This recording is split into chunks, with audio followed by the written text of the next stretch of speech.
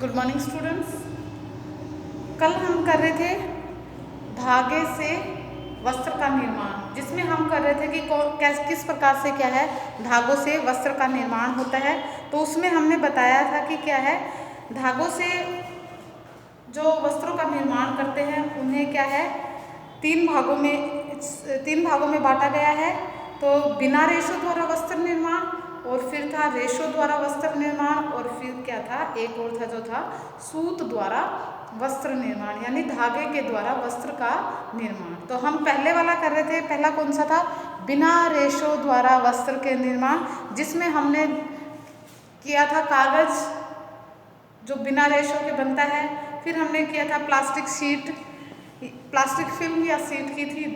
तीसरा जो हमने कर रहे थे वो थे पॉलीयूरेथीन फोम। तो एग्जाम के से कल वीडियो बीच में रह गया था, तो आज वहीं से हम कंटिन्यू करते हैं। तो पॉलीयूरेथीन जो फोम है उसमें मैंने क्या बताया था, उसके अंदर बताया था जो अपना फोम होता है आपने देखा है वो क्या काम आता है।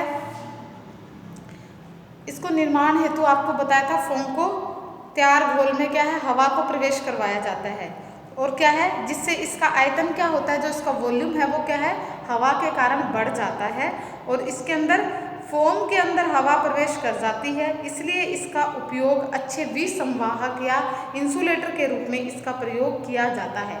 जैसे मैंने आपको बताया था कि जो थिएटर्स वगैरह होते हैं जहाँ पर क्या है आपने देखा है कि कितनी साउंड होती है थिएटर के अंदर, लेकिन आप बाहर जब खड़े होते हैं तो उसमें से बिल्कुल भी वॉल्यूम बाहर नहीं आती, आवाज़ बिल्कुल भी बाहर नहीं आता। वो क्या रीज़न है? वो रीज़न यही है कि वहाँ पर क्या है दीवारों में क्या है फोम का इस्तेमाल किया जाता है। पॉलीयूरेथीन जो सीट होती है उनका प्रयोग किया जाता है एज ए साउंड प्रूफ के रूप में, ताकि वॉल्यूम है वो बाहर ना जाए। आजकल क्या है घरों में भी इनका प्रयोग किया जाने लगा है। तो पॉलीयूरेथीन जो फोम है उसका प्रयोग साउंड प्रूफ और इंसुलेटर के रूप में इसका प्रयोग किया जाता है। अब करते हैं टापा वस्त्र। अगला जो था इसमें फोर्थ था वो था टापा वस्त्र।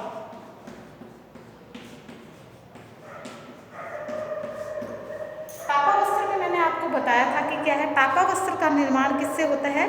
शहतूत के वृक्ष की छाल को गलाकर तथा कूटकर क्या करते हैं कई परतों वाला वस्त्र तैयार किया जाता है। इसका रंग हल्का पीला अथवा भूरा होता है, और क्या होता है इसे विभिन्न डिजाइनों में प्रयुक्त कर सुंदर एवं आकर्षक रंगों में रंग कर इसकी सजावट की जाती है। यह वस्त्र देखने में कागज के जैसा दिखाई देता है। टापा वस्त्र का उपयोग आज भी कई द्वीपों में निवास करने वाले जातियों के द्वारा किया जाता है। अपने यहाँ तो नहीं होता है इसका उपयोग, लेकिन टापू वगैरह पे जो लोग रहते हैं वहाँ पर क्या है इसका उपयोग अधिक किया जाता है। अब हम बात करते हैं हमारे रेशों का उपयोग करके वस्त्र निर्माण। जो दूसरी विधि है वो क्या है? रेशों का उपयोग करके वस्त्र निर्माण। ये तो बिना रेशों के उपयोग करके वस्त्र निर्माण का फिर है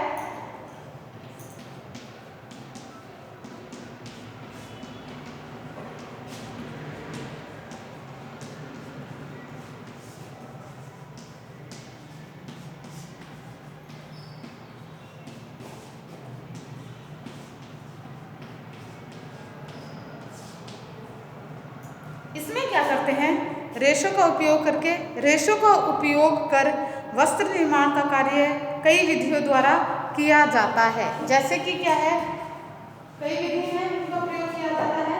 सबसे पहले है इसमें नमदा बनाना। मैंने आपको पहले भी बता दिया जब उनके रेशे के बारे में पढ़ते थे तब हमने नमदा के बारे में पढ़ा था। नमदा बनाना। दूसरा है इसके अंदर कौन सा है?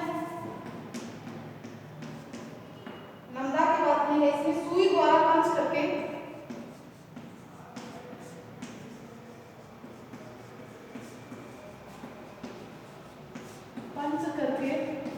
जालीनुमा वस्त्र बनाना।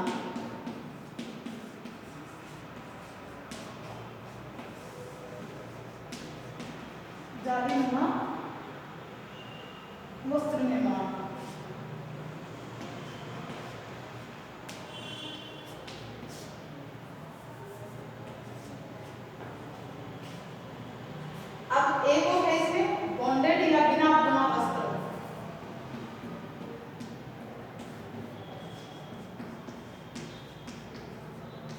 बॉन्डेड या इसको बोलेंगे बिना बुना वस्त्र।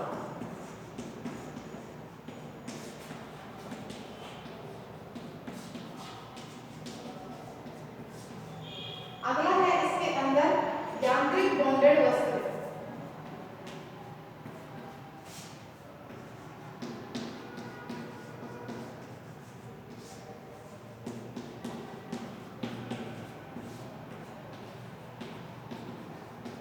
यांत्रिक बॉन्डेड वस्त्र और फिर है इसमें लैमिनेटेड वस्त्र।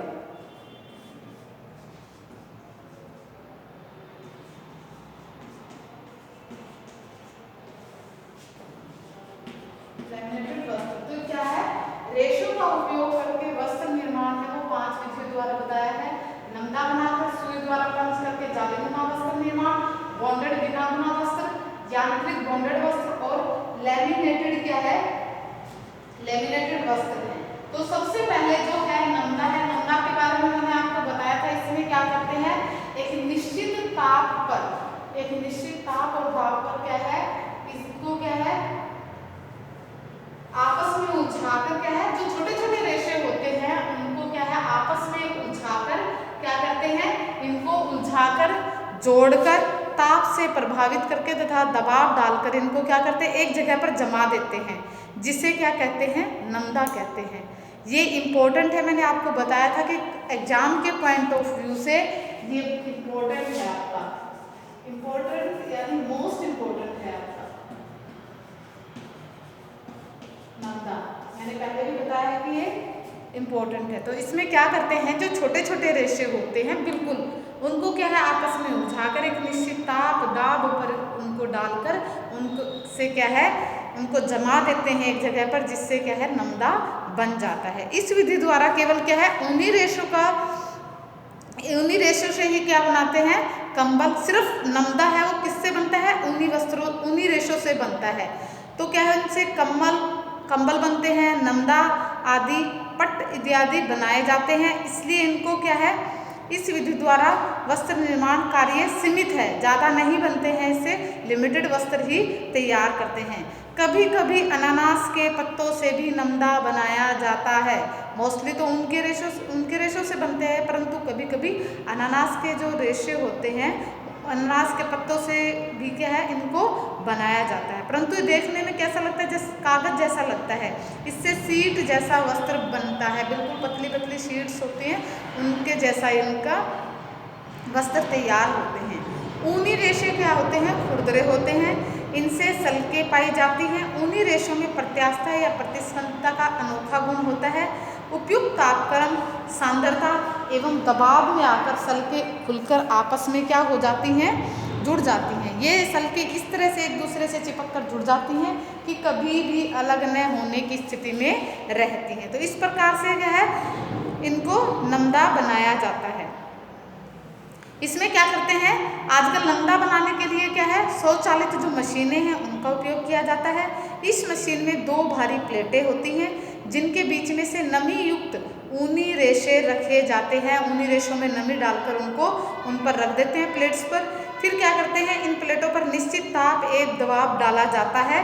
नमदा तैयार होने पर मशीन स्वतः ही क्या हो जाती है, अपने आप बंद हो जाती है। तैयार नमदे को क्या है इच्छानुसार लंबाई व चौड़ाई में इनको काट लेते हैं।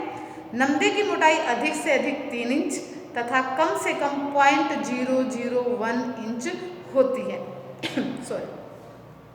नमदा काटने के पश्चात इनके क्या है बेड्स बनाए जाते हैं। बेड्स की लंबाई 5 फुट, चौड़ाई 8 से 9 फुट तथा वजन 8 से 8.5 किलोग्राम तक इनका रहता है। इन बेड्स को गर्म पानी में डालकर फिर स्टीम बॉक्स से निकाला जाता है। भाप के बड़े बड़े बॉक्स होते हैं उनमें से इनको निकाला जाता है। तत्पश्चात इन्हें दोबारा से क्या रोलरों के बीच से दबाकर निकालते हैं। उपयुक्त ताप दबाव एवं नमी से नमदा तैयार हो जाता है। अब इस तैयार नमदे को पानी से धोकर क्या है 2-3 घंटे तक पानी में छोड़ दिया जाता है। इनको डुबोकर वहीं छोड़ देते हैं। 24 घंटे बाद इसे पुनः साबुन युक्त घोल में कुछ समय के लिए इनको रखा जाता है। अब यह नमदा मढ़ाई हेतु यानी फूलिंग हेतु तैयार हो जाती है।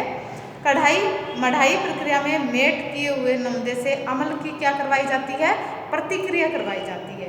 तत्पश्चात इसे किनारों पर से समेटकर बीच में डालकर लकड़ी के हथौड़े से कूटा जाता है। इस संपूर्ण प्रक्रिया में लगभग 10 से 12 घंटे तक का समय लगता है। नमदे की मोटाई पर भी समय निर्भर करता है, यानी जितना मोटा होगा तो उसमें समय अधिक लगेगा, जितना पतला होगा उसमें समय कम लगता है। इसके पश्चात नमदे पर विभिन्न प्रकार की क्या है फिनिशेज या उनको अलंकृत किया जाता है। जैसे उनको क्या है कड़ा करना है और नैपिंग है, ब्रशिंग है, प्रेस है, ये सारी फिनिशेज उनको उनके ऊपर अप्लाई की जाती है। नमदा मोटा, कोमल, लचीला एवं गर्म होता है। इससे कई उपयोगी चीज़ें जैसे टोपी है, कंबल है, चप्पल है, कालीन है, फर्श हेतु बिछाने के लिए कपड़ा हो गया, दुशाला, कोट का कपड़ा, इस आदि बनाए जाते हैं। नमदा ध्वनि एवं कंपन अवरोधक होता है, साउंड प्रूफ होता है, साउंड और वाइब्रेशन प्रूफ होता है। इसलिए क्या है इसको इस कारण इसका उपयोग संगीत के वाद्यों, पियानो, स्टूडियो की दीवारों आदि पर इनका उपयोग किया जाता है। अब दूसरा जो है हमारा है सुई द्वारा पंच करके जालीनुमा वस्त्र निर्माण करना। इस विधि में कैसे क्या करते हैं, सुई द्वारा पंच करके कई प्रकार के जालीनुमा वस्त्र तैयार किए जाते हैं। इसमें क्या करते हैं सभी रेशों को क्या है एक पर एक की तय में बिछाकर, एक रेशा फिर दूसरा ऐसे करके तय बिछाकर चिपकाने वाला पदार्थ उनके ऊपर लगाया जाता है। फिर सुई की सहायता से पूरी तरह की मोटाई में छेद किया जाता है। जैसे हमने एक लेयर ऐसे, फिर इसके ऊपर दूसरा रखा, दूसरा इसके ऊपर रखा, तीसरा रखा, इसके ऊपर रखते हुए चले गए। फिर क्या करते हैं इनको जैसे जैसे ये रखते गए हैं इनके ऊपर क्या है सुई की सहायता से इनमें क्या कर देते हैं छेद कर देते हैं। पहले इनके ऊपर चिपकाने वाले पदार्थ से इनको चिपकाया जाता है, फिर इनको सुई की सहायता से छेद किया जाता है और क्या है सुई की सहायता से पूरी तरह की मोटाई में छेद किया जाता है। पतली सुई नहीं, मोटाई में छेद किया जाता है। इसमें प्रयुक्त की जाने वाली सुई 2 दिशाओं में हुक वाली होती है। जब सुई अंदर के तह पर चुभोई जाती है तो ऊपरी सतह के रेशे नीचे चले जाते हैं तथा सुई को वापस ऊपर खींचते समय नीचे के रेशे ऊपर की ओर चले जाते हैं। इस विधि से लगभग सभी रेशों से वस्त्र बनाए जा सकते हैं। जैसे हमने नंदा की बात की तो नंदा में आपको बताया था सिर्फ ऊनी वस्त्रों के ऊपर करते हैं और कभी कभी क्या है अनानास के पत्तों से भी क्या है ये बनाया जाता है, परंतु क्या है मोस्टली लेकिन जो जालीनुमा जो वस्त्र है वो किससे बनता है, सभी प्रकार के रेशों से बन सकता है, परंतु एस्बेस्टस एवं कपास के रेशों से वस्त्र बनाना थोड़ा सा कठिन होता है क्योंकि इसमें घर्षण अधिक होता है। वस्त्र की गुणात्मकता सुई के प्रकार, रेशों के प्रकार, तय की मोटाई, सुई चुभोने की गहराई, चिपकाने वाले पदार्थ की गुणवत्ता एवं कार्य की गति पर निर्भर करती है कि किस प्रकार का वस्त्र तैयार होगा। अब बात करते हैं बॉन्डेड बिना बुना वस्त्र। तीसरा जो हमने बात की थी वो है बॉन्डेड बिना बुना वस्त्र। इस विधि द्वारा क्या करते हैं वस्त्र का जो निर्माण किया जाता है इस विधि में क्या करते हैं वस्त्र निर्माण का कार्य रेशों को चपटा करके चादर के रूप में बिछाकर क्या है किया जाता है। इसमें रेशों को आपस में चिपकाने वाले पदार्थों की सहायता से इनको आपस में क्या कर देते हैं जोड़ देते हैं। ताप शून्य रेशों के लिए उपयुक्त नमी, ताप एवं दबाव डालकर वस्त्र का निर्माण किया जाता है। यानी बॉन्डेड जो वस्त्र होते हैं जैसे नमदा बनता है वैसे ही क्या है इनको भी बनाया जाता है। वही चिपकाने वाला इनके ऊपर पदार्थ डाला जाता है और इनके ऊपर क्या है एक स्पेसिफिक क्या है ताप दाब डालकर इनको बनाया जाता है। और क्या करते हैं इसमें बॉन्डेड वस्त्र बनाने के लिए सबसे पहले सभी वर्ग के रेशों को धुनाई तथा कंघी विधि द्वारा सीधा तथा समानांतर करते हैं। इसके पश्चात रेशों को एक दूसरे पर 90 डिग्री के कोण पर रखते हुए चले जाते हैं। चिपकाने वाले पदार्थ को स्प्रे द्वारा छिड़का कर इनको चिपका लिया जाता है। उस पर क्या है निश्चित ताप एवं दबाव प्रवाहित किया जाता है। चिपकाने वाला वो भी पदार्थ भी डाला जाता है और साथ के साथ क्या है उसके ऊपर ताप और दाब भी डाला जाता है। और इससे क्या होता है जिससे रेशे आपस में चिपक कर क्या हो जाते हैं मजबूती से आपस में सट जाते हैं, एक दूसरे के चिपक जाते हैं। कई बार इलेक्ट्रॉनिक माध्यम का भी प्रयोग किया जाता है, इलेक्ट्रिक का भी प्रयोग करके इस प्रकार से बॉन्डेड बिना बना वस्त्र तैयार करते हैं। अब हम बात करते हैं यांत्रिक बॉन्ड वस्त्र। यांत्रिक बॉन्ड वस्त्र कौन से होते हैं? बॉन्ड वस्त्र बनाने की ये यांत्रिक विधि है जो बिल्कुल नई है, लेटेस्ट टेक्नोलॉजी है ये। इस विधि से वस्त्र बनाने के लिए 3 प्रकार की माली मशीन का प्रयोग किया जाता है। एक है मालीवॉट, दूसरी है मालीपॉल और तीसरी है मालीमो। ये 3 मशीनों का इसमें प्रयोग किया जाता है। इसमें क्या है? मॉलीवाल, इस प्रकार की जो मशीन है इसमें क्या है? कोमल वस्त्र नहीं बनते हैं। सबसे पहले वस्त्र बनाने हेतु रेशों का नमदा बनाया जाता है। नमदे की प्रोसेस आपको पता है कि कैसे कैसे बताई थी, अथवा जाली के रूप में व्यवस्थित इनको किया जाता है। मॉलीवॉट वस्त्र की चौड़ाई है वो 2 से 2.5 मीटर रखी जाती है। बेट ऑफ फाइबर की सिलाई करके मॉलीवॉट मशीन से मजबूत वस्त्र बनाया जाता है। अब क्या करते हैं? मॉलीपॉल है, इस मशीन से अस्त्र हेतु वस्त्र निर्मित किए जाते हैं।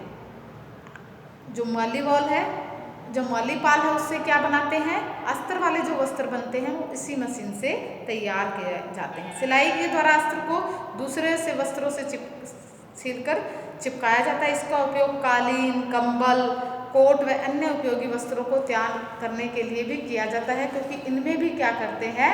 हम अस्त्र का प्रयोग करते हैं।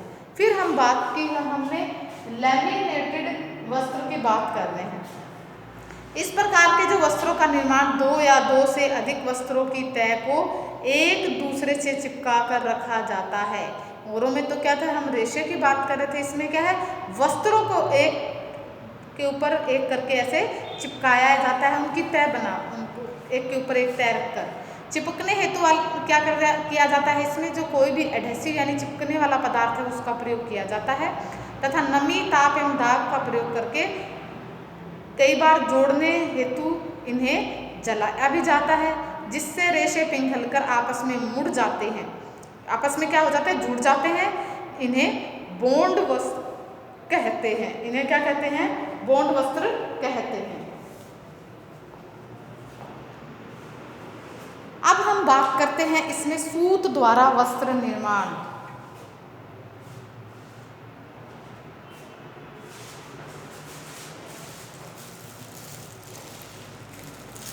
अब इसमें जो लैमिनेटेड जो वस्त्र है वो भी क्या है? कई विधियों से बनाया जाता है। ये भी क्या है? कई विधियों से बनाया जाता है। सबसे पहली विधि है क्विल्ट विधि।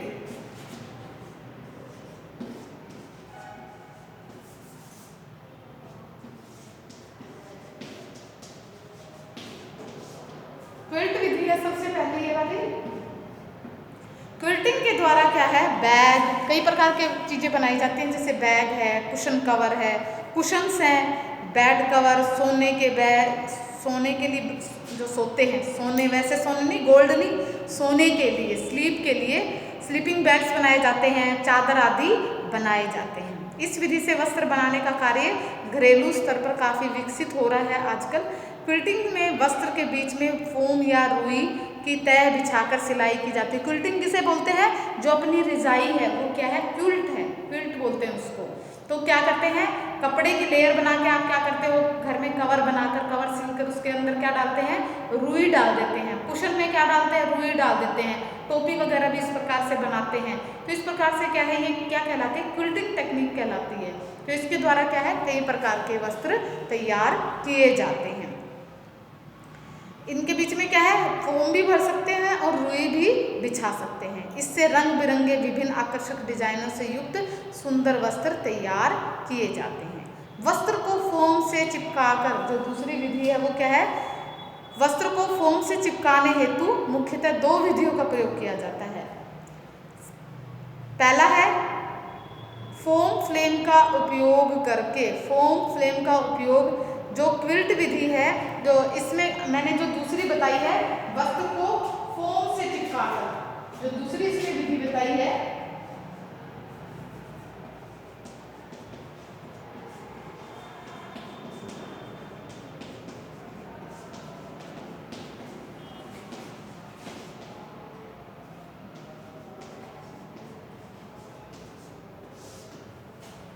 तो इसमें क्या किया जाता है वस्त्र को फोम से, इसमें फोम फ्लेम का उपयोग करके दो तरीके से इसमें किया जाता है।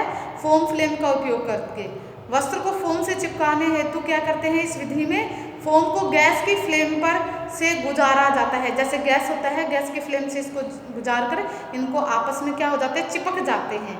इसके पश्चात इन्हें बड़ी शीघ्रता से इसे दो वस्त्रों के बीच में रखकर निश्चित दबाव दिया जाता है।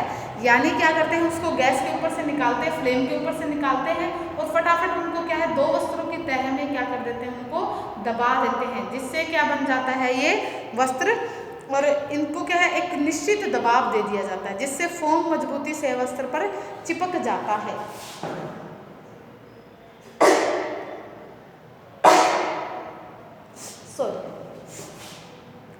अब दूसरी जो विधि है वो है, इसमें चिपकाने वाले गीले पदार्थ का उपयोग करके इस विधि में एक्रिलिक पदार्थ को पानी में घोलकर गर्म किया जाता है, जिससे स्थिर बॉन्ड बन जाते हैं। अब इसे दो वस्त्रों के बीच में फोम में चिपकाने वाले गीले पदार्थों को लगाकर इनको दबा दिया जाता है, जिससे वस्त्र आपस में मजबूती से चिपक जाते हैं। अब अगली जो विधि है, इसमें वस्त्र से वस्त्र चिपकाकर, हमने पहली विधि की इसमें बात की क्विल्टेड विधि, वस्त्र को फोम से चिपकाकर, और तीसरी है इसमें वस्त्र से वस्त्र को चिपकाकर।